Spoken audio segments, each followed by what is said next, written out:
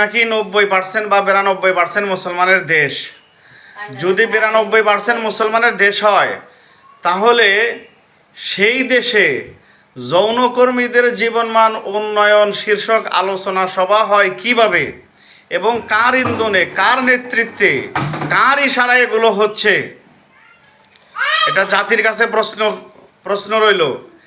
আর যে সকল ওই টুন্ডা মৌলবী আছে বা কিছু পেলেই মানে কিছু হাতে ধরাই দিলেই ছাড়তে থাকে, বর্তমান সময়ে আসছে একটা পরিবর্তনের।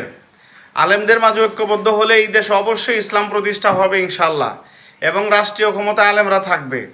আলেমদের সাথে থাকা বাদ দিয়া যারা বলে আমরা শরিয়া আইনে বিশ্বাস করি না, তাদের সাথে গিয়ে জোট বাঁধে শুধুমাত্র 2-1টা সিটের আশায়, তাদের উদ্দেশ্যে বলতে চাই, এই দেশে যা কিছু হচ্ছে, চাঁদাবাজি, টেন্ডারবাজি থেকে শুরু করে গুম খুন যে সকল দলের নেতাকর্মীরা করতেছে, এটা আমরা সবাই প্রিন্ট মিডিয়া, ইলেকট্রিক মিডিয়া, অনলাইনের মাধ্যমে আমরা জানতে পারি।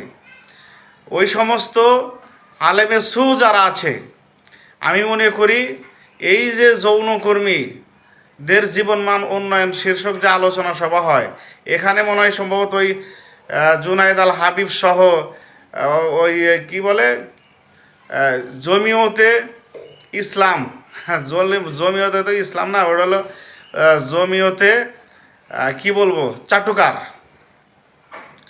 জমিয়তে চাটুকার, এদেরও ইন্ধন আছে। সম্মানিত প্রিয় ভাইরা, দলমত নির্বিশেষে আমাদেরকে সচেতন হতে হবে, সজাগ থাকতে হবে।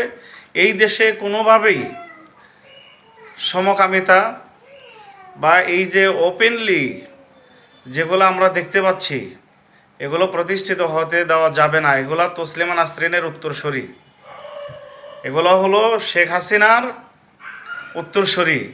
এদের হাত থেকে দেশকে রক্ষা করতে হবে। আল্লাহ রাব্বুল আলামিন আমাদের সকলকে সেই তৌফিক দান করুক। আসসালামু আলাইকুম ওয়া রাহমাতুল্লাহ।